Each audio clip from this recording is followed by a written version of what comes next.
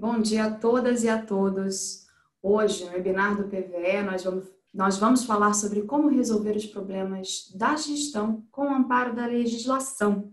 E para falar sobre esse tema, nós trouxemos o especialista Silvio Graboski. Ele é advogado, palestrante, especialista em direito educacional, assessor jurídico da Undime São Paulo e sócio-diretor do escritório Graboski Advogados Associados e da Pública Gestão Educacional.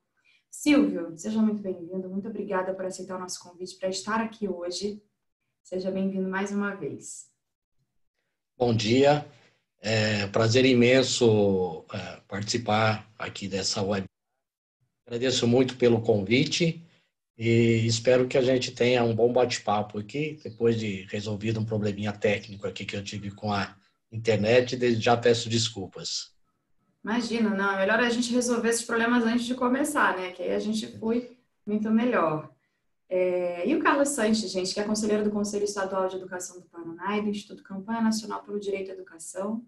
O Carlos foi presidente da Undime Nacional e do Conselho Nacional do Fundeb, coordenou a elaboração e desenvolvimento da plataforma Convívio Educação, entre diversos outros trabalhos. É também atualmente consultor na área de gestão educacional do Instituto Votorantim e trabalha fazendo a curadoria de temas, de convidados e participando aqui na mediação do webinar que nós temos feito desde o início da quarentena.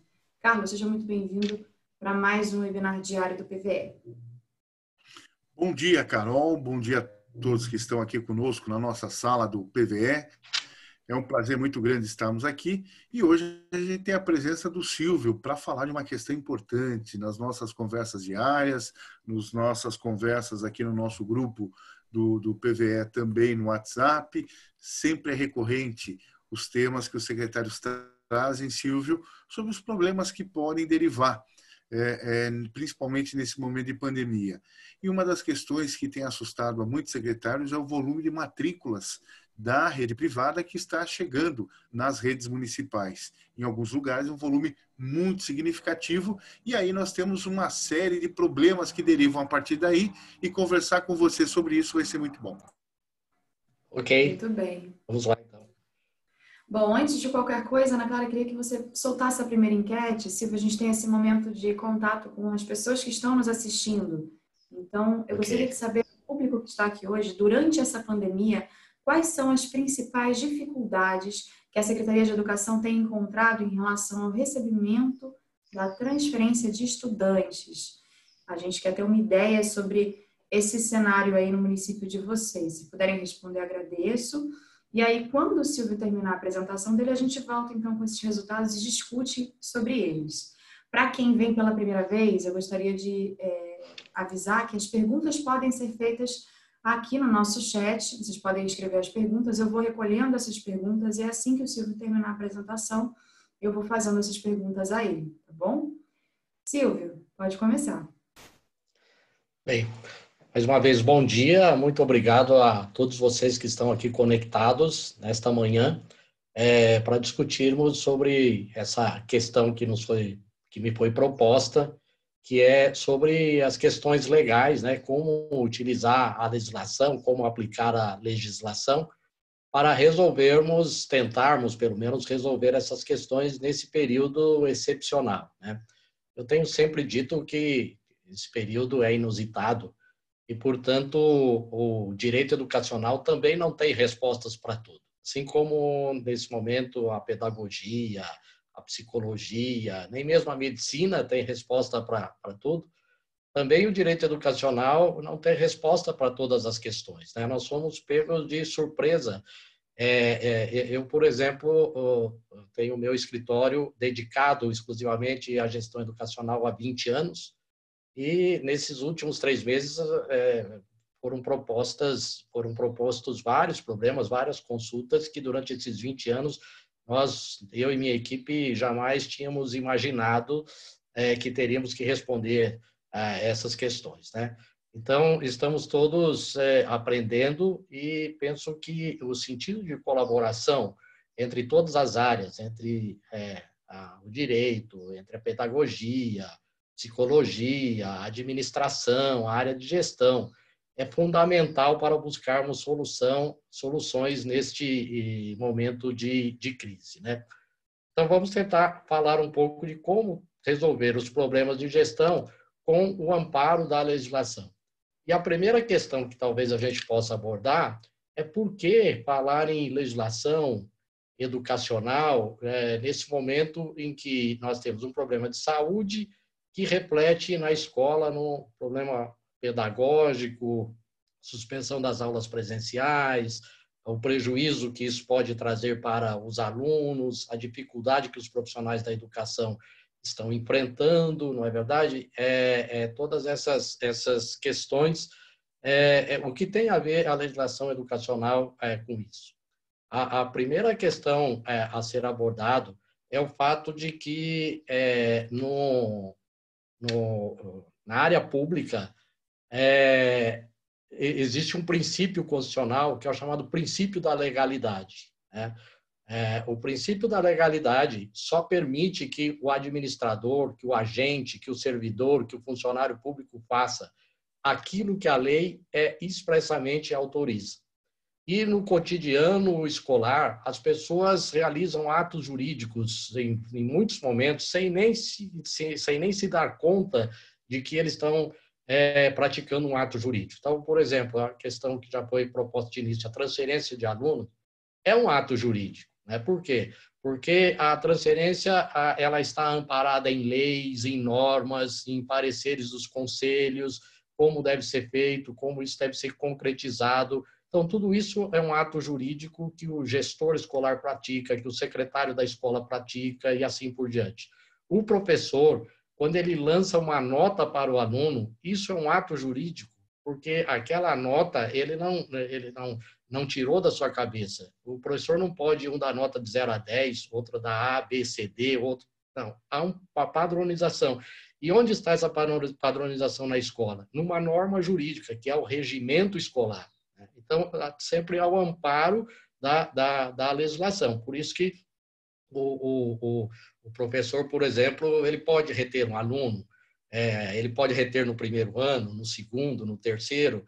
Não, ele pode até, talvez, entender, não, eu não devo reter nunca. Mas a legislação vai dizer se ele pode reter no primeiro, no segundo, no terceiro, se não pode reter, enfim. Então, todos esses atos estão amparados pela a legislação educacional.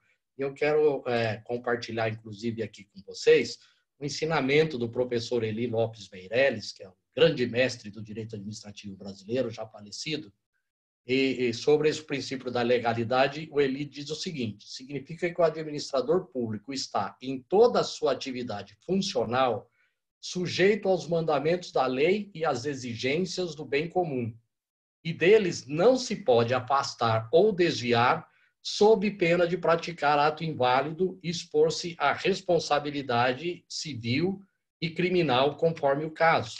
Né?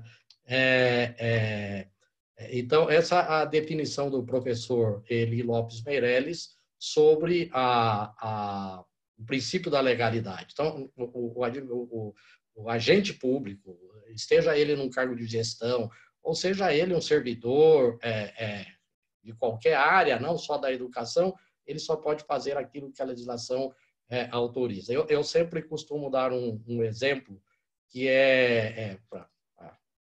para a gente compreender, para eu poder tratar isso com clareza, porque, obviamente, penso que é necessário que todos os gestores escolares, os professores também, os servidores, tenham um conhecimento da legislação, mas é um conhecimento base. Não se espera que ele detenha todos os conhecimentos. Isso está no campo do direito, é o profissional do direito que tem a obrigação de deter esses conhecimentos. Embora nas faculdades de direito não se tenha a matéria de direito educacional. Então, talvez se você perguntar para um aluno recém-formado, saiu do 5º ano de direito, sobre LDB, talvez ele vai dizer que no curso todo nunca nenhum professor disse que existia uma lei chamada Lei de Diretrizes e Bases da Educação, infelizmente. Então, também é um conhecimento que o advogado precisa se especializar na área. Mas, embora os servidores da educação não se exija que eles conheçam profundamente direito educacional, é necessário que eles detenham algum conhecimento para balizar as suas ações e não praticar ato inválido. Então, eu dou sempre o exemplo aqui na questão da legalidade. Se a pessoa é dona de uma empresa privada, por exemplo, de um supermercado, vamos dizer assim, e aí um funcionário pede lá um carro do supermercado emprestado para no final de semana no casamento de um parente numa outra cidade. O dono da empresa tem a liberalidade de autorizar ou não o empréstimo desse veículo para o seu funcionário. Se for um bom funcionário e tudo mais, certamente vai dizer, claro, está à disposição e assim por diante. Na administração pública, ainda que o servidor seja excepcional, o gestor jamais pode autorizar uma coisa dessa. Por quê? Porque a legislação não autoriza isso. Então, para o particular, nós dizemos que ele pode fazer tudo o que a lei não proíbe. Então, não tem nenhum lugar dizendo na legislação trabalhista que está proibido emprestar o carro da empresa para o funcionário, a não ser que haja um regulamento interno da empresa. Mas na administração pública não há nenhuma lei que autorize emprestar o veículo, por exemplo, para o servidor. Então, isso não pode ser feito. Então, de uma maneira singela, esse é o chamado princípio da legalidade. Tá? Agora, por que ultimamente, as questões educacionais, não só as questões educacionais, mas as políticas públicas, de maneira geral, especialmente a questão social, a educação, a saúde, a assistência social, se tornou caso de polícia e o problema de justiça, né? Aquele processo que hoje nós chamamos de judicialização das políticas públicas ou judicialização da educação. Provavelmente, todo gestor já enfrentou algum tipo de problema assim. Por exemplo, um caso que é muito comum, porque a maioria das redes públicas não dá conta das matrículas na creche, né? O segmento da creche é um segmento que não consegue atender, na maioria dos municípios, a totalidade da demanda. Há uma demanda reprimida e muitas vezes a Secretaria de Educação tem uma lista de espera, tem critérios e tudo mais, e de repente chega uma ordem judicial determinando a matrícula de determinada criança, fura essa fila e o gestor é obrigado a atender, né? Esse é o fenômeno atual chamado de judicialização das políticas públicas ou judicialização da educação. Nós precisamos entender um pouco essa questão no sentido de que a Constituição de 88 que estabeleceu direitos e garantias individuais e coletivas que proporcionam a qualquer cidadão a possibilidade de ingressarem na justiça para exigir do poder público determinada ação. E nós não podemos esquecer o aspecto histórico. Quando a Constituição de 88 foi feita, foi promulgada, o país havia saído de um período de ditadura. Então, o que o legislador constituinte pensou? Em escrever o máximo possível as garantias e os direitos, porque com o temor de que aquele período ditatorial que negou liberdade, negou acesso à educação, negou acesso ao emprego e à renda e etc., pudesse voltar. E a Constituição seria a defesa de todos os cidadãos no sentido de, eventualmente, enfrentar o próprio Estado se o Estado se negasse a atender às demandas sociais. Tanto é que o artigo 6º elevou a educação como um direito social, né? Um direito humano fundamental, né? Chamado direito de segunda geração, né? O direito de primeira geração é o direito à liberdade, à vida. Os direitos de segunda geração seriam os direitos sociais, o direito à educação, à saúde, e os de terceira já seria aqueles direitos da coletividade, direito ao meio ambiente equilibrado e assim por diante. Então, o legislador procurou escrever isso na Constituição detalhadamente. Qual a repercussão disso? Isso se tornou, a educação especialmente, um direito público subjetivo. O que quer dizer isso? Quer dizer que o Estado está obrigado a ofertar a educação e o cidadão, qualquer cidadão, tem o direito de usufruir do serviço educacional. E, se o Estado não presta aquele serviço, o Poder Judiciário está autorizado pela Constituição a intervir nas políticas públicas visando garantir ao cidadão aqueles direitos que estão expressos lá na Constituição. Ok? Então, a Constituição, ela tornou o controle judicial inafastável. Todos os atos praticados pelo Poder Executivo, pelo Poder Legislativo, podem ser reexaminados pelo Poder Judiciário. E as instâncias judiciais, então, nesse aspecto, passaram a funcionar como esfera de controle e mesmo de redefinição dos planos e das escolhas dos agentes políticos, sem, contudo, indicar as fontes de financiamento. Então, o caso da creche, por exemplo, a Secretaria de Educação pode ter um planejamento para zerar a fila de espera, mas esse planejamento vai levar um certo tempo, 1 ano, 2 anos, 3, não sei. O próprio Plano Nacional de Educação, ele não obriga a matrícula de todas as crianças, ele, na verdade, deu prazo para atingir 50% do número de crianças de 0 a 3 até o final da década. Entretanto, o Poder Judiciário entende que esse direito à creche é um direito público subjetivo, não pode sofrer restrição de espécie nenhuma. Portanto, se a família desejar, independentemente da renda da família, da condição social, a Constituição garante a matrícula. Então, aí vem a Justiça e determina, por exemplo, a matrícula e aquele plano que foi estabelecido acaba, de certa forma, indo por água abaixo. E aí, muitas vezes, a Secretaria diz, mas eu não tenho recurso, não tenho sala, não tenho servidor o suficiente, mas a Justiça determina, não indica as fontes de onde vai sair aquele dinheiro e o agente é obrigado a atender, é coagido a atender aquela demanda judicial.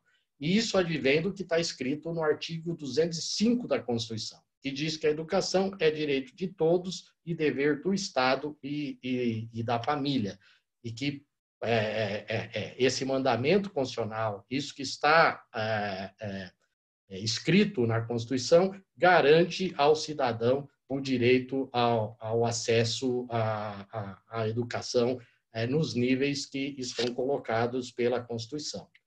Nesse aspecto, Carlos, entra essa questão que você se referiu da matrícula dos alunos. Então, a Constituição também estabeleceu que a educação é um serviço público, né?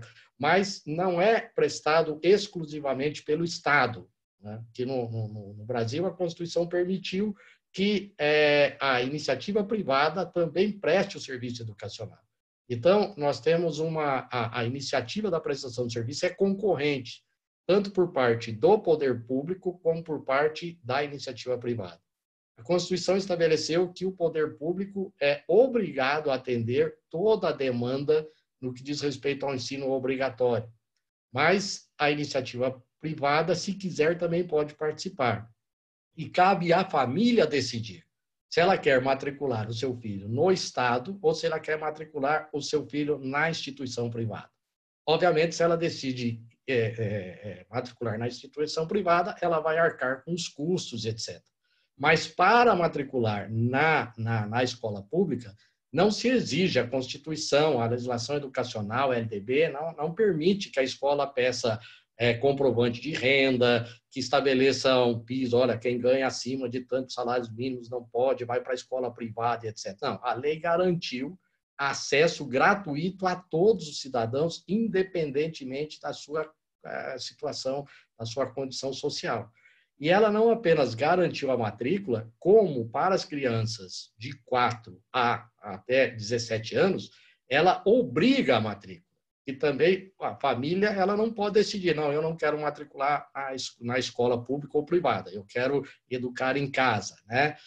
Isso também não está permitido. É verdade que hoje tramita no Congresso um projeto de lei permitindo isso, mas enquanto o projeto não for aprovado, o Supremo já decidiu, não é permitido. Então, a própria família não tem o direito de decidir sobre a matrícula do filho ou não, ela é obrigada a fazer a matrícula. Então, nesse momento de pandemia que nós estamos enfrentando, está, de fato, ocorrendo esse fenômeno. E aí, pela enquete, talvez a gente tenha uma ideia. Mas eu tenho recebido aqui diariamente consultas, né, dos nossos clientes do escritório ou dos municípios aqui pela Undime de São Paulo sobre essa questão da transferência. O que tem acontecido? Como as escolas privadas também estão com as aulas suspensas, estão trabalhando com atividades remotas e etc., às vezes a família julga que somente esse trabalho não é o suficiente para justificar o preço da mensalidade, né? E aí ele, então, resolve não pagar essa mensalidade, ele acha que não é justo e ele, então, vai pedir a transferência para a escola particular. Ou num outro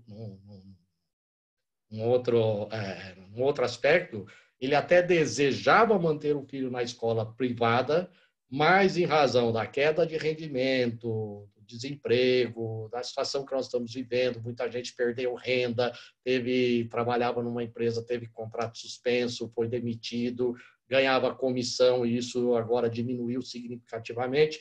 Não cabe mais a mensalidade da escola particular do filho dentro do seu orçamento. Então, ele, obviamente, vai cortando. O que eu posso cortar? Não posso cortar o supermercado, não posso cortar isso, corta a escola particular. E vai fazer a transferência para a escola pública. Por quê? O pai também não pode simplesmente ir na escola particular e cancelar a matrícula, porque a escola particular não vai fazer isso. Ela vai dar a transferência para o aluno, né? Logo no começo da pandemia, um amigo me ligou justamente com uma questão como essa. Ele disse, olha, tem um sobrinho que está na escola particular, é de período integral, os pais trabalham fora e tudo mais, mas agora suspendeu as aulas presenciais, né, não está indo na escola. Como ele tem 5 anos, o ano que vem vai para o ensino fundamental, concluir a pré-escola é requisito para a matrícula no ensino fundamental? Não, não é requisito, né? Não é requisito. Então, ele pode interromper? Não, também. Por quê? Porque é ensino obrigatório, ele tem que estar matriculado em uma escola. Então, se o seu parente não deseja mais que ele frequente a escola particular, tem que pedir a transferência e efetuar a matrícula na escola pública. Porque como hoje também está tudo interligado pelo sistema do Educacenso, todas as matrículas, das escolas particulares e das escolas públicas, quando o pai pede a transferência, a escola vai lá e lança no sistema. Então, o sistema sabe que aquela criança foi transferida e ele fica esperando para saber qual a escola que vai receber aquela matrícula. Então, se a família não faz a matrícula numa outra escola, ela também está incorrendo num ato ilícito, porque ela é obrigada a fazer a matrícula. Aí pode ser acionado o conselho tutelar e etc. para verificar por que não houve a matrícula daquela criança. Agora, a escola pública está obrigada a receber essa matrícula nesse momento, sobretudo porque as aulas estão suspensas. Acho que a maioria das escolas está trabalhando com atividade remota, usando os meios tecnológicos ou não, ou atividade impressa. A Undime publicou uma pesquisa, eu li ontem, no sentido de que cerca de 60% das redes no Brasil estão trabalhando de forma remota, de uma maneira ou de outra. O que prevalece são as atividades impressas, né? Mas estão trabalhando. E uma parte, cerca de 40%, estão com as aulas paralisadas. Então, na verdade, as escolas, a maioria das escolas está tendo aula, não está tendo aula presencial, mas está tendo atividade no sentido de cumprir as 800 horas letivas. Então, se hoje aparece lá na escola municipal ou estadual, que a escola tem atividades remotas, significa que está tendo aula. Então, ela está obrigada a receber a matrícula.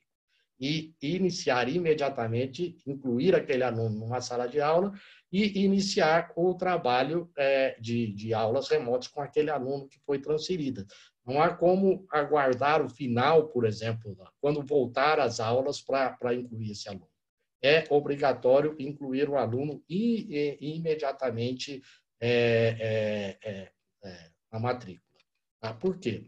O artigo 206 da Constituição, ele diz que o ensino será ministrado com base nos seguintes princípios. O primeiro é a igualdade de condições para acesso e permanência na escola. Então, cabe ao Estado garantir o acesso do aluno e a sua permanência na escola. Então, se a família procura a escola pública para fazer a matrícula do seu filho, a escola pública, o Estado, né, representado pela escola pública, é obrigado a garantir o acesso. E o inciso 5 do artigo 206 também estabelece que é a gratuidade do ensino público em estabelecimentos oficiais. Então, o ensino oficial, na educação básica, ele é gratuito. E cabe ao Estado garantir o acesso dessa criança, desse aluno. Então, a matrícula deve se dar imediatamente. Tá?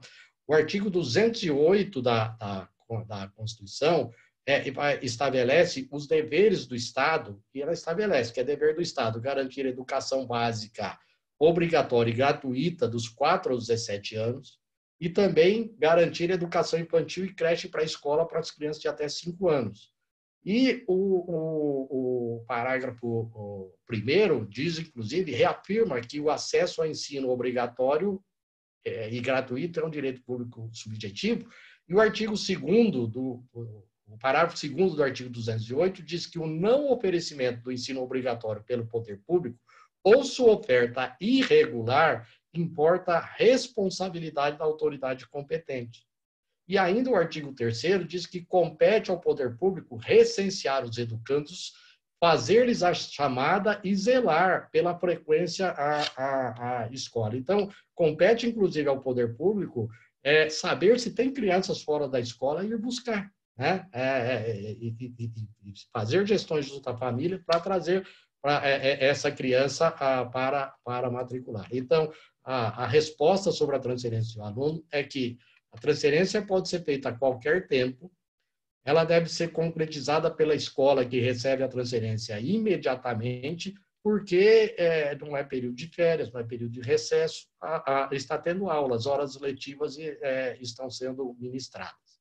É claro que os municípios vão alegar, e com toda a razão, que essa transferência vai aumentar as despesas, né? Vai haver uma dificuldade de financiamento. Talvez, nesse momento de que as aulas presenciais estão suspensas, nem tanto, né? Mas, quando voltar às aulas presenciais, esse número de matrículas talvez obrigue a criação de novas salas, a contratação de professor. Quando retornar às aulas presenciais, que nós não sabemos quando isso vai acontecer, esse está sendo chamado do novo normal, talvez as classes terão que ser divididas, metade vai num dia, outra metade no outro dia, aquele revezamento para evitar o aglomeramento, enfim, essas questões estão sendo discutidas agora pela área da educação e da saúde para estabelecer isso. Então, talvez seja necessário criar salas, contratar professores. Isso vai ter um impacto, obviamente. O Todos pela Educação publicou na semana passada um estudo que só nas redes estaduais, eles projetaram 3 cenários, que o impacto da pandemia será, na melhor das hipóteses, um prejuízo, uma diminuição de 9 bilhões de reais para as redes estaduais. Isso calculando a perda da arrecadação e o aumento de despesas por conta da pandemia. E na pior das hipóteses, na terceira hipótese, que seria a mais grave, a perda de até 28 bilhões de reais. Nas redes municipais, eles estão fazendo o estudo e vão publicar. E isso é, sobretudo, mais agravado, por quê? Porque as redes de educação básica pública recebem recursos do Fundeb de acordo com o número de matrículas de alunos. E se você recebe uma matrícula hoje, por exemplo, não significa que imediatamente aquele per capita do Fundeb começa a vir para aquele aluno. Não, ele não vem. Por quê?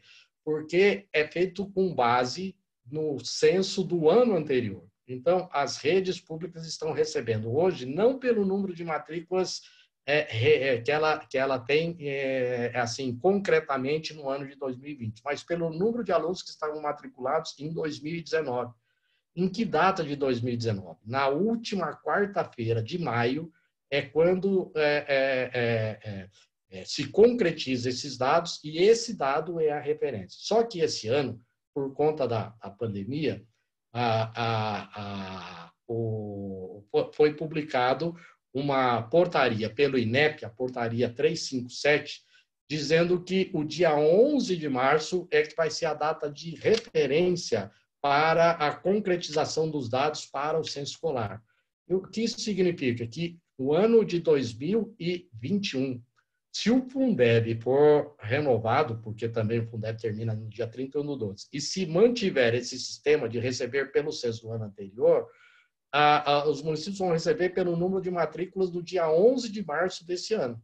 Ou seja, todas as matrículas que forem recebidas agora de transferências das redes particulares só entrariam no cofre das prefeituras em 2022. Né? Então, significa que as prefeituras teriam que trabalhar esse ano, todo o próximo ano, gastando com esse aluno sem receber. Né? Isso, obviamente, tem um impacto profundo nas contas públicas. Eu penso que, inclusive, até já sugeri isso para as pessoas que têm acesso à discussão no Congresso, a Undime, etc., que isso deveria ser um ponto que deveria ser alterado no novo Fundeb, que a gente espera que seja concretizado. Por quê? Não vejo necessidade de esperar o sexto ano anterior. Como hoje tudo está interligado pelo Educacenso, deveria ser com base no mês anterior. Porque quando acontece a transferência, como eu disse, a matrícula, a secretaria da escola já vai lá, já lança diretamente. Então, talvez seja possível ter isso mais atualizado. O Carlos Sanches, que é um estudioso disso, pode até dizer depois se seria possível concretizar isso ou não, porque aí os municípios receberiam um recurso atualizado, com base na matrícula real que ele tem e não com base no ano anterior.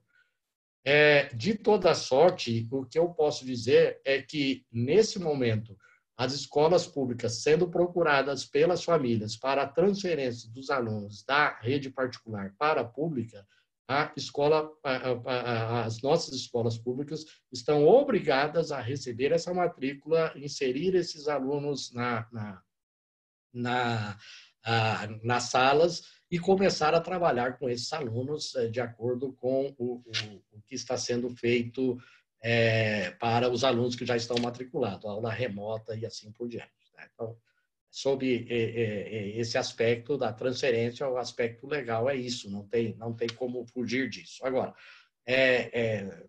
nessa questão da pandemia, nós também podemos vislumbrar outras questões jurídicas que podem ajudar a dar suporte ao enfrentamento dessas questões. Não é? Uma dessas é que nós não sabemos exatamente quando vai retornar às aulas presenciais e de que forma isso vai retornar. Mas quando retornar, embora a medida provisória 934 tenha dispensado as escolas de cumprir os 200 dias letivos, não dispensou de cumprir as 800 horas. E eu penso que ainda as escolas devem pensar, as redes, os sistemas, mais do que em simplesmente cumprir as 800 horas. Em saber se os alunos de fato aprenderam aquilo que está sendo proposto. Porque provavelmente, nesse período que nós estamos vivendo, sobretudo as escolas públicas têm enfrentado muita dificuldade. Aluno que não tem acesso à internet, isso vai aumentando a desigualdade educacional entre regiões mais adiantadas e regiões mais do interior.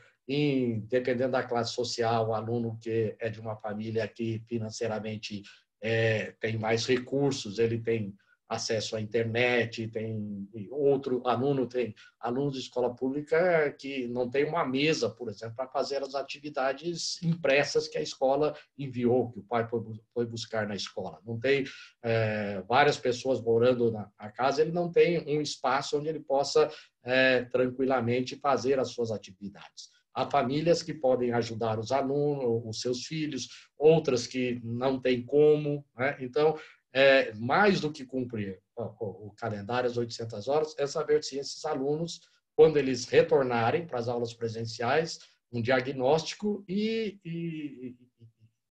bolar as estratégias. Então, talvez as redes precisem repor aulas, por exemplo, em feriados, em sábados. Né? Eu sei que os professores já estão trabalhando bastante agora, mas talvez seja necessário. Não somos nós da área do direito educacional que vamos dizer isso. É, na verdade, as escolas, a questão pedagógica que vai dizer isso. O que nós da área educacional, da área jurídica podemos fazer é alertar os gestores para que, se isso acontecer, e se nós tivermos muitos dias, por exemplo, sábados e feriados, o que vai acontecer? E os professores e os servidores que forem trabalhar nesses dias vão ter direito de receber hora extraordinária. Porque nesse período agora, embora eles não estejam trabalhando presencialmente, eles estão trabalhando de forma remota. Eles estão recebendo o salário mensal, estão dando a sua contraprestação. Então, não se pode exigir depois que eles trabalhem além da sua jornada de trabalho. Então, uma das possibilidades, né, se a Secretaria Municipal de Educação entender conveniente, pensar que talvez precise dessa reposição, se for nesse caminho, é utilizar a medida provisória 927, que possibilita a criação de um banco de horas, por exemplo. Como funciona o banco de horas? Então, talvez os professores nesse período, quem tem jornada de 5 horas, possa ficar à disposição da escola durante 4 horas. E essa outra hora, a quinta hora, por exemplo, ir sendo acumulada para eventualmente ser utilizada depois no caso de reposição. Porque imaginem vocês, os orçamentos públicos já defasados, e aí ser necessário pagar hora extraordinária pode trazer um impacto financeiro. E não é só professor, porque se a escola for trabalhar num feriado ou num sábado, não é só o professor, você vai ter que disponibilizar os outros serviços, o motorista do transporte escolar, a merendeira, né, que prepara a merenda, o servente da escola que faz a limpeza e tudo mais, né? Então, sob o aspecto legal, aconselho os gestores a examinar essa possibilidade, se entenderem conveniente, e a base legal para isso é a medida provisória 927, que pode ser acessada lá no site do Planalto. Uma outra questão a ser discutida com o retorno, eventualmente com o retorno das aulas presenciais, e nós já estamos preocupados com isso, talvez seja necessário, talvez não, certamente será necessário adotar protocolos de higiene e saúde, que na educação seria a adoção de novas normas de gestão e convivência. Obrigatoriedade de uso de máscara, desinfecção de ambientes e assim por diante, né? Isso num primeiro momento, obviamente, a questão da conscientização de alunos, de servidores, de professores, da importância de adotar esses protocolos. E também, certamente, não será a educação que vai definir, mas será a área sanitária, a área da saúde, em conjunto com a área educacional. Agora, para que isso seja eficaz, é necessário que isso seja também transformado numa norma, né? Porque, senão, depois poderemos ter aquela célebre pergunta de alguém ali da comunidade escolar. Mas onde que isso está escrito? Que eu sou obrigado a seguir esse padrão de comportamento agora. Eu tenho que usar a máscara, por exemplo, né? E assim por diante. Então, isso também é uma questão que os gestores devem se preocupar em normatizar. Então, definir os protocolos, baixar as regras através de decreto, de resolução, e assim por diante, para dar sustentação a essa jurídica e, de certa forma, coagir todos os agentes a agir daquela maneira, em benefício obviamente, né? Porque todas essas medidas seriam tomadas em benefício do bem de todos, né? Em razão da saúde e da preservação da saúde de todos. Pois não, Carlos? Silvio, olha, você tocou talvez num dos pontos extremamente importantes, e desculpa eu te interromper, mas acho que é tão importante que valeria a pena frisar um pouquinho mais. Há uma preocupação muito grande de que muitas das ações que estão sendo planejadas nesse momento, elas não estão revestidas desta legalidade que você propõe. E eu gostaria muito, por favor, se você pudesse reiterar que, tão importante quanto respeitar o que as autoridades de saúde e a vigilância recomendam para organizar esse processo, é revestir cada uma das ações de legalidade e dar muita publicidade a isso, né, Silvio? Por favor. Sim. Todos nós sabemos que no momento em que retornar às aulas presenciais, talvez ainda haverá risco para os servidores, para professores e tudo mais. Mas vai chegar um momento que as autoridades sanitárias vão dizer, olha, agora esse risco é baixo, é pequeno, pode-se retornar e tudo mais, mas ainda tem que tomar uma série de cautelas, né, nesse sentido. Então, como eu estava dizendo, penso que não basta estabelecer um regramento. É preciso normatizar, porque, eventualmente, para aqueles agentes que descumprirem, infelizmente, a gente sempre tem alguns que insistem em descumprir, né? Que não concordam com aquilo, mas que, quando você vive em sociedade, obviamente, a maioria das pessoas, ainda que ela não concorde com determinada regra, mas se aquela regra foi aplicada, assumida por aquela sociedade, ela tem que cumprir aquele regramento. E se ela não cumprir, obviamente, não há outro caminho senão estabelecer uma sanção. Então, é claro que não estamos pregando aqui que as escolas se transformem em aplicadoras de sanção, delegacia de polícia, não é nada disso. Mas é necessário para que o poder hierárquico seja preservado, e isso é fundamental no Estado de Direito e fundamental para que uma organização funcione, que haja instrumentos no sentido de convencer aquelas pessoas que não se dispõem a cumprir aquelas regras, essas regras novas, né? Então, normalmente, lá no Estatuto dos Servidores, quando o servidor é estatutário, normalmente lá, entre os deveres dos servidores, já tem lá que ele é obrigado a cumprir as ordens superiores, que ele tem obrigação de atender às regras estabelecidas dentro daquele órgão, né? Se ele não atende, obviamente, ele está sujeito, inclusive, à aplicação de uma penalidade, de uma advertência, enfim, dentro daquilo que o próprio Estatuto estabelece. Se o servidor trabalhar em uma prefeitura que adota o regime da CLT, por exemplo, a CLT também coloca como uma falta grave por parte do servidor o descumprimento de uma ordem hierárquica, desde que essa ordem seja legal. Os regimentos escolares também dizem que os alunos, servidores e diretores, enfim, todos da comunidade escolar, têm a obrigação de cumprir as regras estabelecidas no regimento, né? Então, essa questão, para que se possa, se necessário, coagir mesmo as pessoas a tomar aquela atitude, devem estar revestidas dessa legalidade. E nós temos que pensar também que uma sanção, quando uma norma estabelece, ela também tem um aspecto educativo. Ela não está ali apenas no sentido de punir determinada pessoa, mas no sentido de educar, de aplicar a sanção como último recurso quando isso é necessário. Eu sei que, por exemplo, como nós vamos aplicar essas regras de convivência nas crianças da pré-escola, por exemplo, né? Não será fácil aplicar.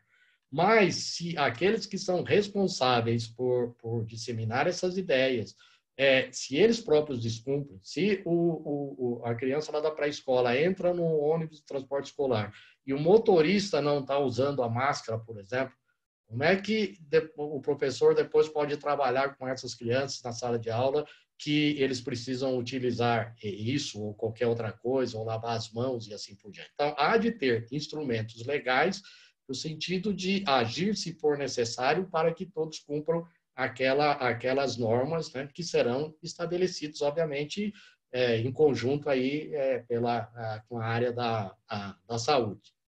Talvez muitos que estão aqui assistindo a nossa conversa já tenham passado por essa experiência de ter acontecido alguma coisa dentro da escola e aí o diretor, o coordenador, o professor foi chamado na promotoria de justiça, no juizado da infância. Como eu disse, com a judicialização da educação, com esse fenômeno, isso se tornou uma coisa até corriqueira. E muitas vezes, quando chega lá, o diretor, o professor, não, eu agi assim, assado e tal. E talvez vocês já ouviram dessa autoridade o seguinte: mas qual é a norma que autorizou você a agir dessa forma? Cadê o seu regimento escolar? Deixa eu ver o seu regimento para ver se você agiu de acordo. Então, quando o assunto extrapola os muros escolares, chega ao conselho tutelar, chega à promotoria de justiça, importa aquilo que está normatizado. Né? Importa aquilo que está normatizado. Então, a norma nesse sentido, penso, no sentido de, inclusive, proteger o gestor, proteger o servidor. De certa forma, também é uma garantia para o servidor, para o professor, por exemplo, porque se o próprio poder público estabelece um protocolo, ele se obriga a cumprir esse protocolo. Então, se ele estabelece lá, uma das coisas que certamente acontecerá, a necessidade de uso de máscara, se ele se compromete a isso, ele está obrigado a fornecer o equipamento para o trabalhador, ele está obrigado a fiscalizar se outras pessoas no ambiente escolar não está cumprindo. Então, isso também funciona como segurança para o próprio servidor, para o próprio professor que vai retornar. E também nós temos que nos preocupar com a saúde dos servidores, com a saúde dos professores, não só dos alunos, mas de toda a comunidade escolar. Né? Então, na sociedade que nós vivemos, que tudo está positivado, né? Precisa estar lá escrito preto no branco, penso que a necessidade de se estabelecer essas normas. E uma norma só é válida na administração pública quando ela é feita pela autoridade que tem competência para aquilo, quando aquele ato é publicado, né, o princípio da publicidade, de forma a chegar a todos, para ter conhecimento que aquela norma foi instituída e passou a valer a partir daquele momento. Ok? Acho que é isso, e algumas questões que podem surgir, né, medida do possível, a gente pode tentar responder. Nossa, muitas perguntas, muitas dúvidas, Silvio. Sim. Eu vou aproveitar para pedir para a Ana Clara soltar o resultado da enquete e a gente já entra nas perguntas. Okay. São muitas. Vamos lá. As principais dificuldades que a Secretaria de Educação tem encontrado em relação ao recebimento de transferências dos estudantes, com 49%, a Secretaria de Educação orientou as escolas e todos os pedidos de transferência estão sendo atendidos imediatamente.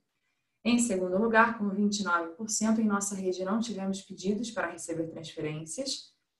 Com 26%, estamos recebendo pedidos de transferências de estudantes e está havendo problema de vaga para atender a esta demanda. E, por último, com 9%, muitos pais foram ao Ministério Público ou mesmo à Justiça com pedidos de transferência para a rede municipal, porém não temos vagas para atender a esta demanda. Carlos, Silvio, o que vocês acharam das respostas?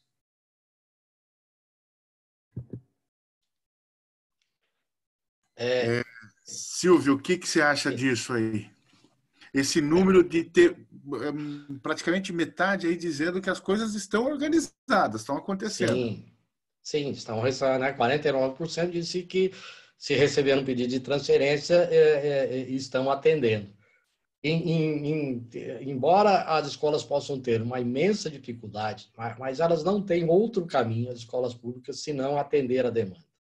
Porque se não atender aí administrativamente, que a gente diz, que é receber a matrícula quando a família procura, a família vai procurar certamente o Conselho Tutelar, vai procurar o Ministério Público e não vai restar alternativa para a escola ao negar a matrícula. Ela vai ter que atender. Nós sabemos que essas questões podem impactar a qualidade do ensino, dificuldade de financiamento, sabemos tudo isso.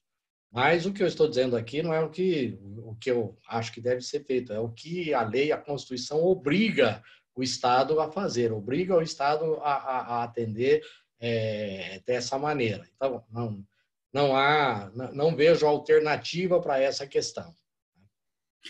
Silvio, tem uma secretária que ela não coloca aqui no chat porque ela não gostaria de expor o município. É uma questão normal, tranquila, ela me manda aqui, sim. Acabei de atender ela. A questão é assim, ela tem dialogado com o prefeito, tem dialogado com o jurídico da prefeitura. E eles, insistentemente, têm recomendado a ela que só formalize a matrícula, só formalize esta transferência lá na frente, quando as aulas retornarem, quando as aulas presenciais retornarem. Eu queria que você fizesse, por gentileza, uma análise disso, até porque o pedido da matrícula já foi feito há quase 30 dias. Ela me coloca aqui, Silvio, por favor. Eu, sinceramente, não vejo amparo legal para só efetivar a matrícula após o retorno das aulas presenciais. Sobretudo, se a escola está trabalhando com atividades remotas, está havendo atividade pedagógica, e essas horas serão contadas dentro das 800 horas letivas. Então, esse aluno ele vai ter um prejuízo porque ele está excluído nesse período. Isso não pode acontecer. Isso talvez só se justificaria se tiver dentro daquele rol de escolas que não estão, que estão realmente com as aulas paralisadas. Mas também, se está com a aula paralisada, não justifica não receber a matrícula, porque nesse caso, exato, se está paralisada, também não haveria incremento de despesa e assim por diante. Então, não vejo justificativo. Claro que talvez nesse instante poderia haver alguma conduta das prefeituras no sentido de que, não, eu sei que eu sou obrigado a atender, mas eu só vou atender se vier com ordem judicial. Isso é um caminho, né?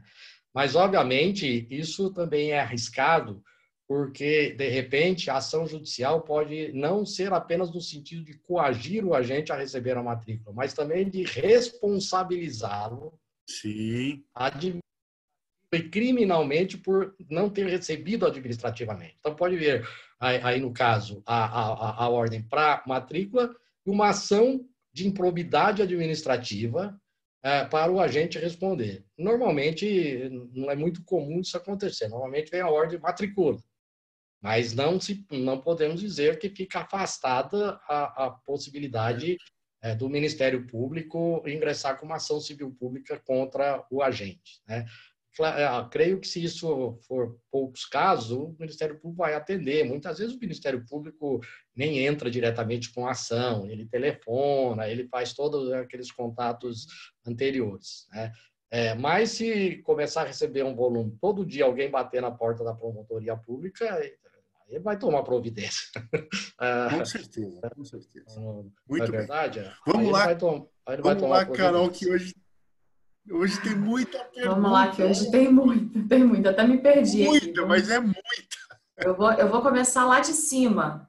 Enfim, a Maria Cristina Rodrigues de Sá, ela diz, bom dia, considerando que as aulas remotas não substituem as aulas presenciais e, portanto, o conteúdo de determinada série, ano, ficará em defasagem, como deverá ser a aprovação ou a reprovação desses alunos? Se aprovados, irão para o ano série com defasagem ou, se reprovados, cabe recurso jurídico devido à pandemia?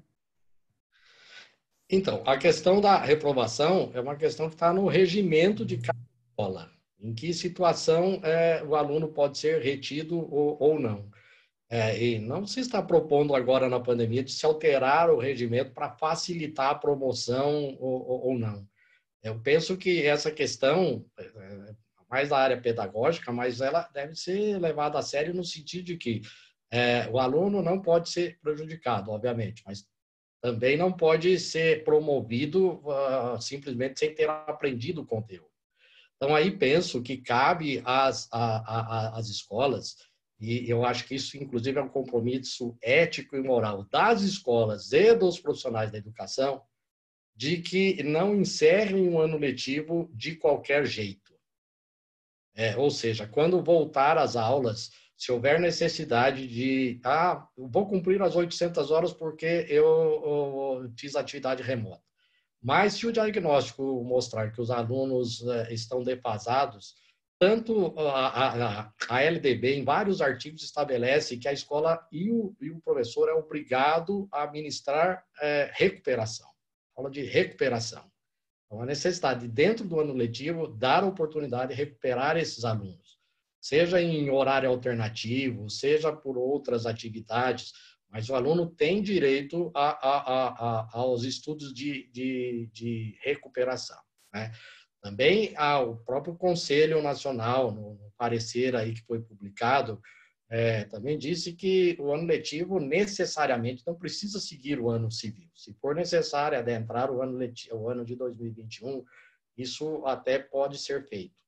Então, em que pese que todos os professores vão estar desgastados, trabalhando bastante e tudo mais, mas eu penso que não podemos esquecer aquele que realmente é a razão do nosso trabalho, que é o aluno. Então, penso que as escolas devem buscar, não é uma conta matemática, cumprir as 800 horas, ok. Não, cumprir as 800 horas e foi eficiente, os alunos realmente aprenderam e etc., está dentro de uma normalidade, e alunos que serão retidos ou não? Não. A verdade, grande parte dos alunos está com a aprendizagem defasada. A escola tem obrigação de implementar estratégias de recuperação.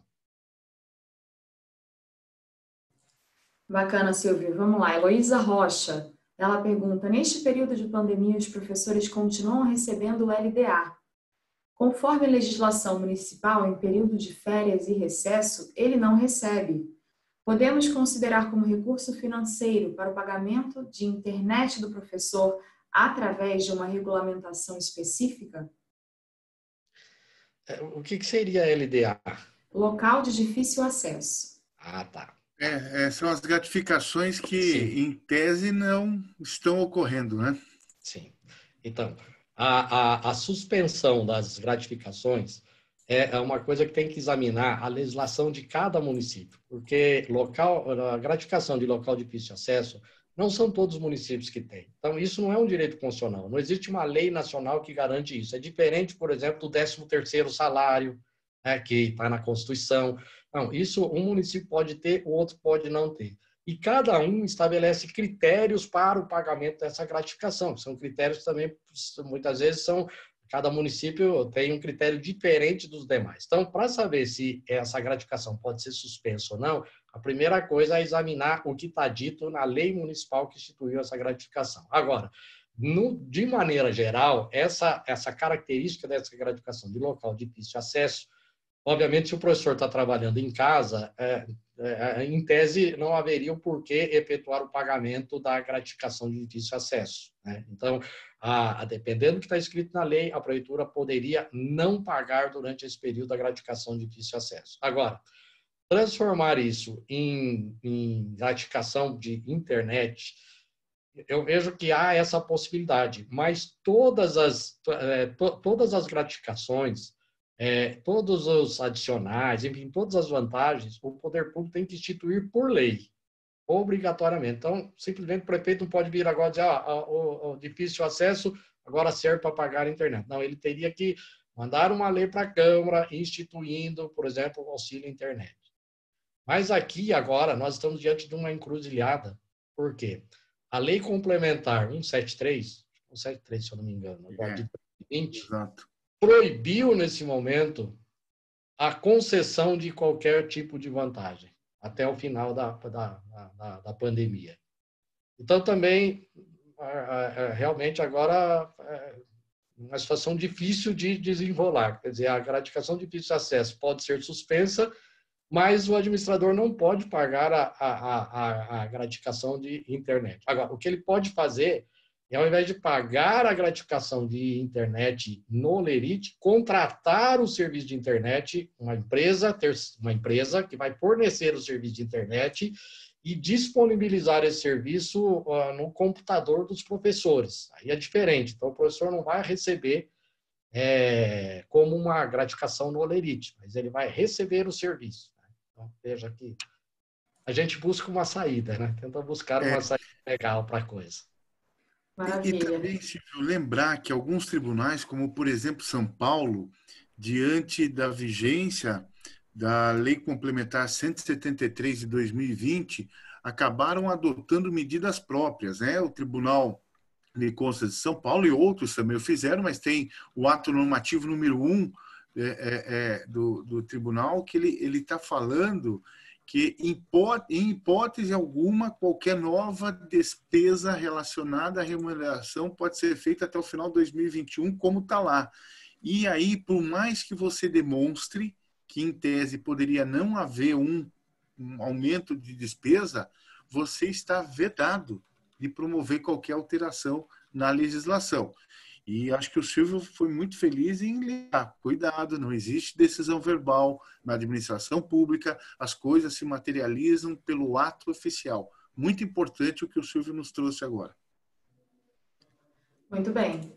Bom, seguimos com uma outra pergunta da Maria Cristina. Ela pergunta com relação às creches, se podemos colocar como critério vagas apenas para as mães com comprovantes de trabalho. Do ponto de vista legal, não. O atendimento é universal, independentemente da situação da família, se a mãe trabalha fora ou não, porque a partir da Constituição de 88, a creche saiu da área de assistência social e passou a ser escola, é uma escola. E aí o acesso é direito de todos. Eu sei que na prática é difícil concretizar isso, porque seriam poucos municípios brasileiros que poderiam dizer que não tem fila de espera na creche, né? E aí, obviamente, se tenta estabelecer os critérios. Então, esses critérios podem ser válidos até que alguém não recorra ao Poder Judiciário.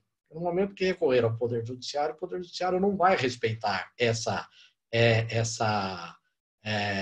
esses critérios. Ele vai determinar a matrícula. Esse caso já chegou até o Supremo Tribunal Federal, que julgou no sentido de que não cabe a discricionariedade do agente público em deferir ou não a matrícula, que é direito público subjetivo.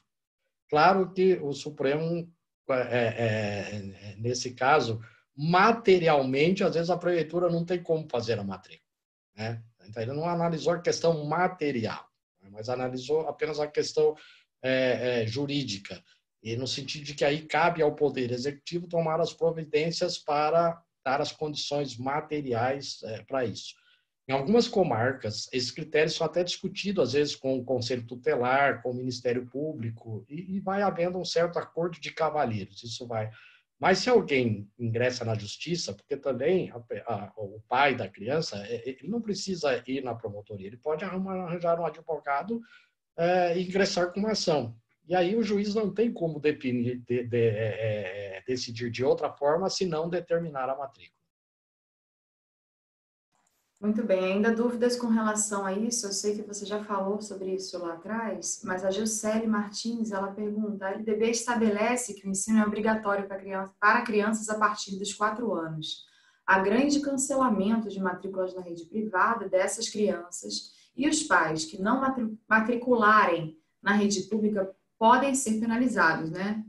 Isso é algo que você já... Sim, em tese pode ser penalizado, porque ensino obrigatório. Se ele pede a transferência de uma escola, ele tem que imediatamente providenciar a matrícula em uma outra escola. A próxima da Sandra. Sandra Rodrigues, ela pergunta, como podemos calcular o cumprimento das 800 horas se as atividades remotas prevêem cerca de 1h30 a 2h30 diárias? Então, essa é uma questão que precisa ser normatizada por cada sistema. O Conselho Nacional de Educação, no parecer número 5, deu algumas sugestões, deu algumas pistas de como fazer isso. Agora, qual é a equivalência, como isso será contado, precisa ser normatizado por cada sistema de ensino. Então, se o município organizou o sistema próprio, cabe ao Conselho Municipal de Educação estabelecer esses critérios, né? Se ele não tem sistema próprio, ele vai seguir aquilo que for normatizado pelo Conselho Estadual. Mas eu voltaria a dizer aqui, até fugiria um pouco do meu campo, porque eu tenho que responder que tem que normatizar e a norma que vai definir.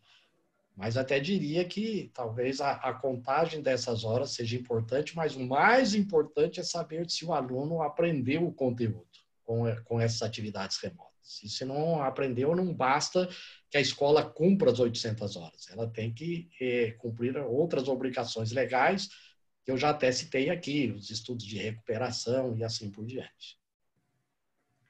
A Juscelia ainda pergunta, no caso da educação infantil, não há documento oficial de transferência. O que há são os relatórios descritivos do desenvolvimento e aprendizagem das crianças ou portfólios. Eles podem ser considerados documentos de transferência? Então, essa questão administrativa, exatamente quais documentos, talvez o Carlos possa ajudar nesse sentido. Mas, na verdade, existe documento de transferência. O que não existe é histórico escolar, de notas e etc., que é feito através dos relatórios, né? Porque a matrícula não depende do aproveitamento, né? Isso. Na educação infantil. Mas existe a formalização do documento e todas essas matrículas são lançadas no sistema Educacenso para efeito de formalizar a transferência. Só para lembrar que no âmbito de cada sistema de ensino deverá haver uma norma, seja uma resolução, uma deliberação, um parecer normativo, especificando o documento que o Silvio se referiu há pouco. Então é importante, por mais que a minha rede esteja integrada ao sistema estadual de ensino, é importante que eu vá buscar essa informação, que já existe há muito tempo, e conheça mais essa norma. Legal. Tem uma pergunta sobre... São duas perguntas em uma, na verdade, né? São duas pessoas diferentes, mas que fazem perguntas muito similares, né? Boni pergunta, como contratar professores diante das imposições previstas na Lei Complementar número 173, de 27 de maio de 2020? E a Ângela Maria segue perguntando se a criação de salas e contratações seriam permitidas neste ano eleitoral.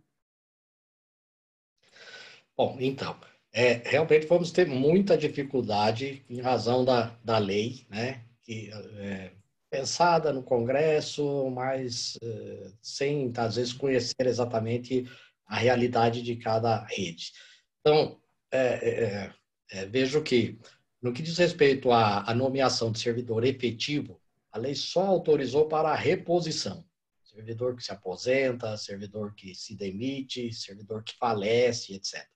Então, vamos trazer aqui o caso concreto. Recebi tantas transferências que agora eu preciso criar várias salas, eu preciso contratar professor.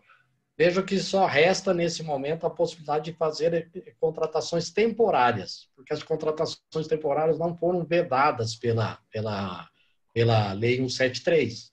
Mas a contratação temporária tem que ser devidamente justificada, né? Caberia justificativa.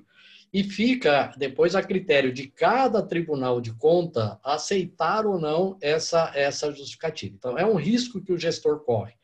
Quando você faz um concurso e contrata e nomeia uma pessoa num cargo efetivo, normalmente os tribunais de contas não vão lá perguntar por quê, se havia necessidade ou não. Ele quer saber, cadê o resultado do concurso? O cargo estava criado em lei? Estava. Ok, dá registro. Mas as contratações temporárias sempre é um questionamento. Mas eu não estou enxergando outra possibilidade, quando não for para repor, senão a contratação temporária. Isso por causa da lei complementar no 73. Mas agora, 3 meses antes da eleição, também temos a questão da lei eleitoral, né?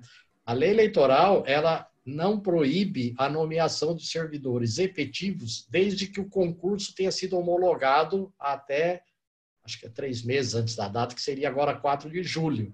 Mas aí vem a proibição da lei da 173. É um nó jurídico, né? Hermenêutica. Exato. Aí, a legislação eleitoral, ela também não proíbe a contratação temporária, mas ela fala em serviços essenciais. E aí, a Justiça Eleitoral não é unânime em considerar a educação um serviço essencial. Porque como a lei eleitoral, ela própria não definiu o que é serviço essencial para fins eleitorais, e não existe nenhuma outra norma dizendo o que é serviço essencial, a não ser a lei de greve, e a lei de greve não considera educação serviço essencial, portanto, na educação é possível fazer greve, então toma-se como parâmetro a lei de greve e diz, não, educação não é serviço essencial, então não pode contratar temporariamente. Há, inclusive, decisão do Supremo nesse sentido, né, da relatoria do Celso de Mello. Mas não é unânime. Há muitas decisões de tribunais regionais eleitorais que consideram a educação um serviço essencial. Eu penso que é um serviço essencial. Como você pode, por exemplo, não efetuar a contratação temporária se você é obrigado a abrir uma classe nova, enfim, aqueles alunos vão ficar sem aula? Eu penso que é essencial. Mas o administrador corre o risco de repente, enfrentar também um processo na justiça eleitoral por conta disso. São algumas questões que normalmente a gente tem que, no geral é isso, mas que a gente tem que examinar em loco cada situação para decidir o que é melhor naquela situação. Legal. A Eliana Moreno pergunta: como fica o pagamento de horas extras aos profissionais de educação para fins de reposição de aulas, considerando limites orçamentários? Então, aí são duas questões. Se os professores forem obrigados a repor fora do seu horário de trabalho, eu entendo que eles fazem jus à hora extra. Se for uma coisa esporádica, por exemplo, uma situação normal, às vezes isso acontece e existem várias decisões judiciais. Assim, normalmente não se tem aula em sábados ou feriados, mas lá o calendário daquele ano estabeleceu uma atividade pedagógica no dia 7 de setembro, por exemplo, que é feriado para todo mundo, mas o professor tem que ir. Normalmente, quando os professores recorrem à justiça para receber como hora extraordinária, normalmente a justiça entende que isso não é hora extraordinária. Por quê? Porque a LDB, lá no artigo 13, fala que cabe ao docente cumprir os dias letivos. Então, se o dia letivo está programado, ele é obrigado a cumprir. Mas isso eu entendo que é em umas situações excepcionais. Agora, vamos imaginar o seguinte cenário. As aulas voltam a partir de agosto. E aí o município, uma hipótese, não estou dizendo que isso vai acontecer, resolve fazer reposição todos os sábados até o final do ano. Não dá para dizer que aí o professor tem que trabalhar todos os sábados sem receber hora extra. Ele vai ter direito de receber hora extraordinária, né? E, logicamente, vai impactar. Por isso, a recomendação de que, se os municípios ainda não fizeram, que estudem a possibilidade de criar um banco de horas. Por exemplo, agora, nesse período de aulas remotas, seria possível, não sei, tem que analisar a situação de cada município, porque talvez os professores estejam até trabalhando mais do que se estaria com aula presencial, tendo que trabalhar, preparar conteúdos, dominar aqui as tecnologias, né? A gente está tendo que aprender, né? Diferente você pegar talvez um professor aí jovem que ingressou agora e um professor está quase para se aposentar. Vai ter, que é, por exemplo, a minha geração, né? Que eu continuo tendo uma dificuldade. Como um amigo meu sempre me diz o seguinte: olha, a gente é da última geração que usou máquina de datilografia e a primeira a usar computador.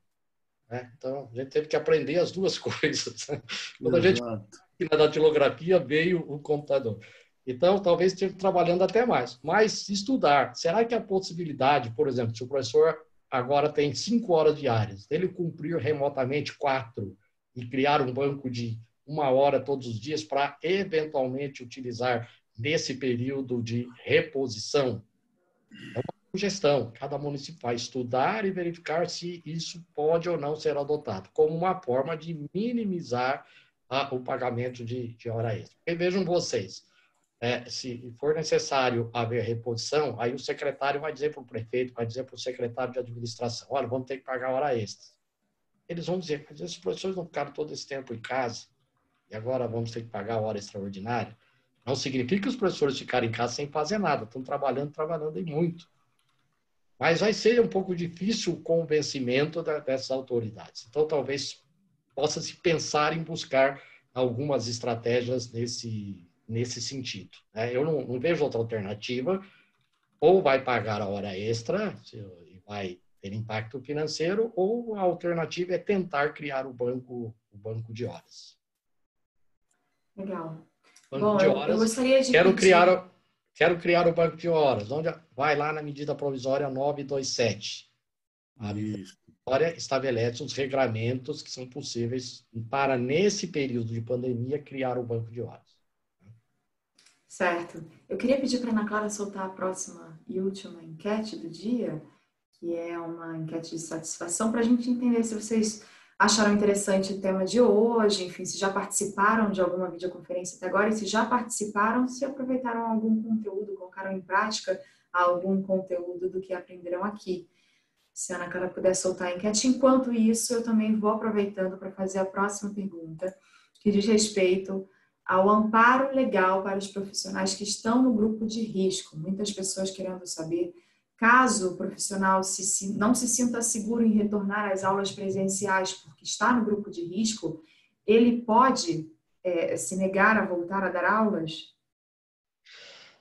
Olha, a verdade é essa questão do grupo de risco, a gente já estudou isso aqui eu, com a minha equipe, mas na verdade há recomendação, não há normatização. Não existe uma lei que diz isso, há recomendação.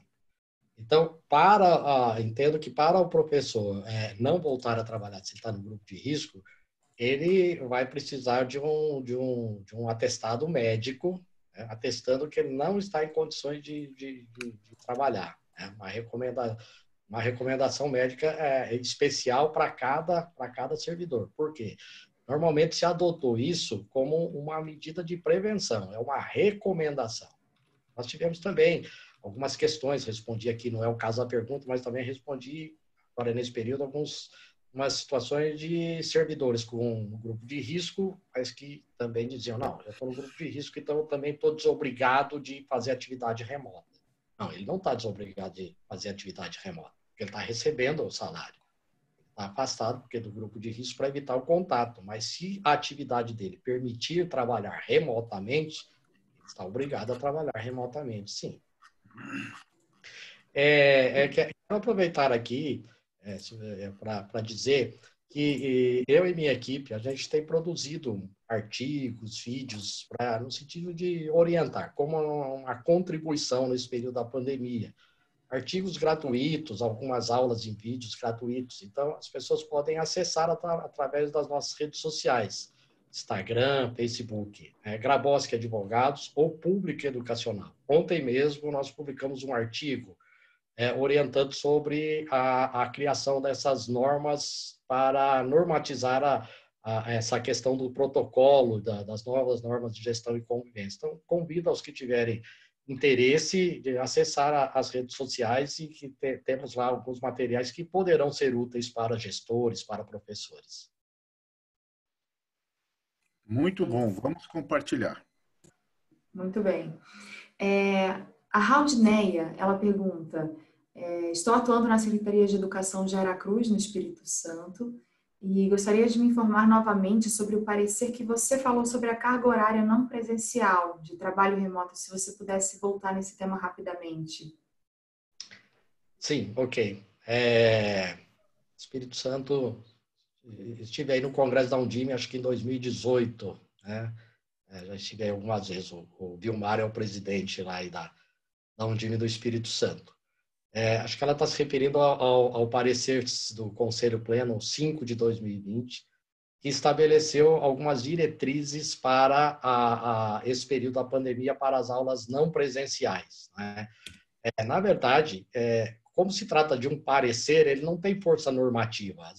Os sistemas não estão obrigados a seguir integralmente. Na verdade, são sugestões, recomendações, né, de como trabalhar atividades remotas, de como registrar essas atividades remotas, como normatizar para que essas atividades remotas depois possam ser contadas como horas letivas. Veja bem, ninguém vai aí depois no município fazer uma fiscalização, o MEC, o Conselho Nacional, etc. É o próprio poder público municipal que vai se autorregulamentar, e vai se autofiscalizar, e a própria sociedade, né? Então, na verdade, é o Conselho Municipal de Educação, que nesse caso, tendo como parâmetro o parecer, vai adotar os critérios de quais são as atividades que vão ser contadas, se vão ser aulas através de plataforma, impressa e etc. Cada sistema tem autonomia para decidir sobre essa questão. Né?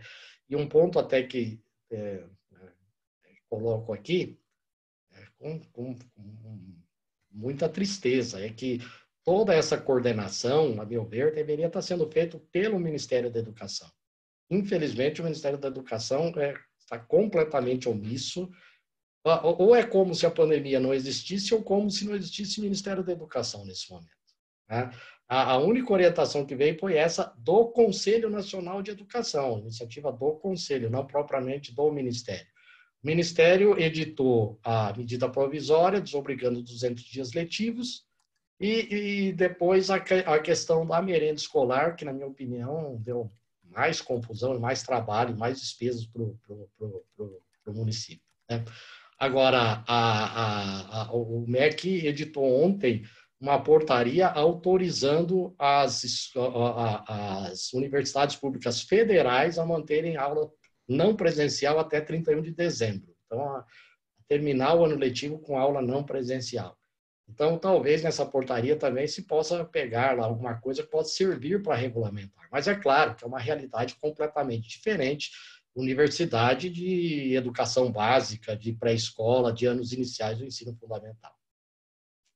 E talvez, Silvio, um pouco da demora da análise da medida provisória 934 no Congresso Nacional para sua efetiva conversão em lei, e lá com esta possibilidade de não cumprir mais os 200 dias, mas apenas as 800 horas, a demora na análise deve se dar também por conta de como a situação ocorre, a situação da pandemia ocorre em todo o Brasil. Se nós tivéssemos a certeza de que o Brasil poderia rapidamente superar o problema, talvez o Congresso já tivesse analisado. Então, é preciso, a gente sempre fala, ter calma, ter um pouco de paciência, porque o nosso restante de 2020 ainda é incerto do ponto de vista de como deve acontecer a pandemia e qual deve ser a decisão do Congresso Nacional, aí falando do campo da educação básica.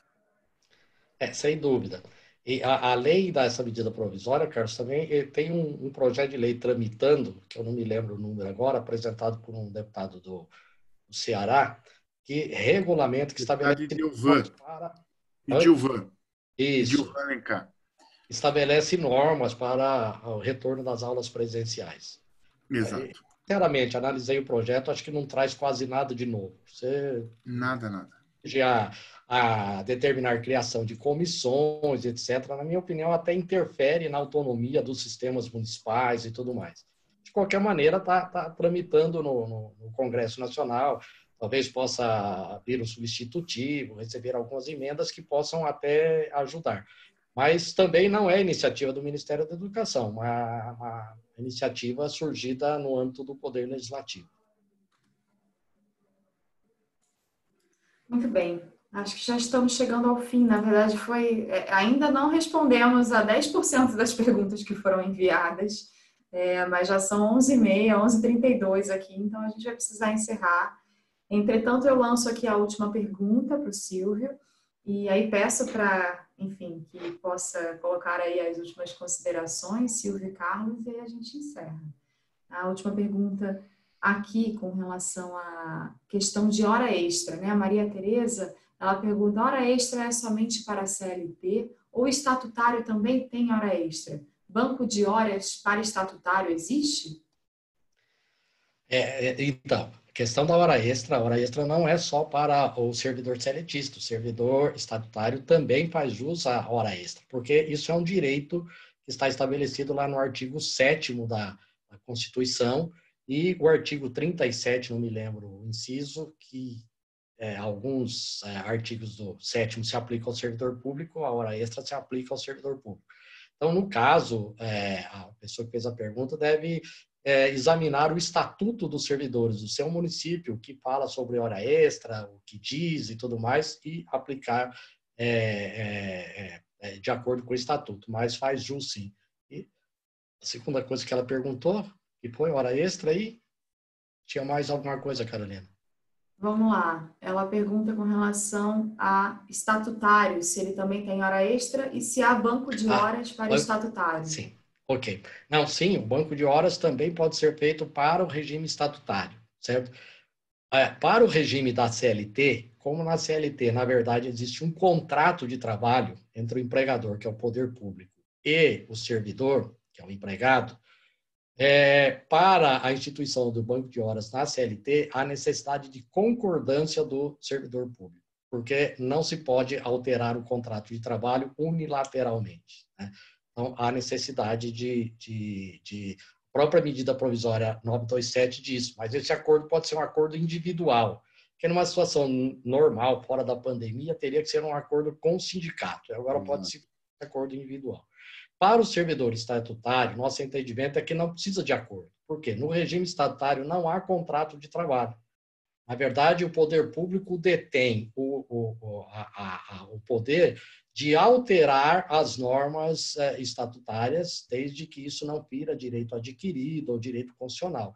Então, na minha opinião, no banco de horas para estatutário não depende da vontade do servidor. A administração pública tem poder para baixar o ato e instituir o banco de horas. Então, hora extra é devida para CLTista e para estatutário, e o banco de horas pode acontecer também para os dois regimes de trabalho. Silvio, as pessoas pediram novamente se pudesse falar sobre o site onde se encontram os artigos, se a gente pode divulgar novamente aqui. Vocês podem acessar pelo Facebook ou pelo Instagram, Grabowski Advogados, ou Pública Educacional, @Grabowski Advogados ou @Pública Educacional.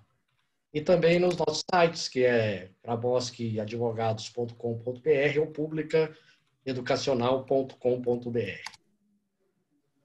Muito bem.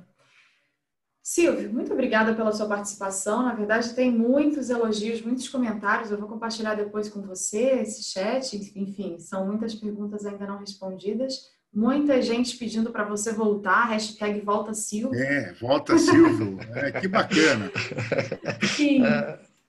E, enfim, deixo aqui o momento para as suas últimas palavras e contribuições, e Carlos também. Agradeço muito a oportunidade, agradeço ao Carlos, a você, Carolina, ao Instituto Votorantim, pela oportunidade de estarmos dialogando aqui pelas perguntas que você fez. Eu dei uma olhada aqui também no chat, pessoas de vários pontos do país. Então, é uma grande satisfação conversar com vocês e espero poder ter contribuído em alguma coisa para o enfrentamento desse período que nós estamos passando. Acho que todos nós temos que dar a nossa parcela de contribuição. A sociedade toda tem que dar a sua parcela. Olha, há pessoas que já perderam empregos, há pessoas que perderam parte do salário. Então, nesse momento, nós, servidores públicos, também temos que dar a nossa parcela de contribuição. Não da maneira como foi proposta aí pela lei complementar, proibindo aumentos, etc. Que, inclusive, eu acho que vários pontos são absolutamente inconstitucionais. Mas no sentido de qual é o nosso compromisso? Nosso compromisso é com o nosso aluno. Então, nós vamos fazer tudo o que for possível, fazer as atividades remotas, nos dedicarmos a isso. Se for preciso repor, eu acho que a gente deve fazer a reposição, trabalhar nesse sentido. Inclusive para mostrar para a sociedade que a área da educação é de fundamental importância para o desenvolvimento do país. Que na área da educação, os servidores não são parasitas, os servidores são responsáveis, têm ética profissional, compromisso profissional e, portanto, vão fazer tudo o que for necessário para que esse ano, apesar de todos os percalços, não seja perdido por nossos alunos. Então, a minha mensagem é uma mensagem de otimismo, de força para todos que trabalham na educação e na certeza que, ao final dessa luta, nós seremos vitoriosos. Um grande abraço a todos, Deus proteja a todos vocês, muito obrigado. Que legal, Silvio. Muito obrigado por aceitar o nosso convite. Foi maravilhosa a sua participação. Quem sabe no futuro um Volta Silvio aí, né? Tanto o #Volta Silvio, quem sabe. Mas as pessoas falando aqui realmente muito claro, muito importante a sua fala. Nossa, sensacional. Carol, eu queria lembrar que a semana que vem, na quarta-feira, a gente vai ter a presença de 2 municípios, a Fabíola, secretária de São Gonçalo de Abaeté, em Minas Gerais, e também a Gélia, secretária de Guardamó, estarão aqui conosco e vão trabalhar também, vão falar também sobre como essas redes estão reorganizando suas atividades durante a pandemia. E foi muito bom ter a participação de todos vocês aqui. Um ótimo dia de trabalho para todo mundo. Carol. Obrigada, Carlos. Obrigada, Silvio, pela participação. Agradecemos demais a sua presença hoje. muitas dúvidas respondidas e ainda dúvidas a responder. A gente vai fazer até o final do dia uma matéria sobre a videoconferência de hoje, onde a gente vai ter o link da gravação dessa videoconferência. Então, caso alguém não tenha, né, podido assistir agora nesse momento, pode assistir um pouco mais tarde. A gente vai enviar para o e-mail de vocês. Todos vocês que estão assistindo hoje a videoconferência que entraram pelo Zoom estão cadastrados na nossa base de e-mails. Então, a gente manda para vocês até o fim da tarde um card com o link da gravação e o link da matéria. E vamos tentar também colocar todas as informações, enfim, o site que o Silvio colocou aqui nessa matéria até o final do dia. Silvio, Carlos, muito obrigada mais uma vez. E a gente volta, então, a se encontrar na próxima semana, somente na quarta-feira, com os municípios de São Gonçalo de Abaeté e Guarda-Mor, contando um pouco sobre como estão reorganizando as suas redes de ensino nesse período de pandemia. Muito obrigada a todos e a todas e uma ótima semana.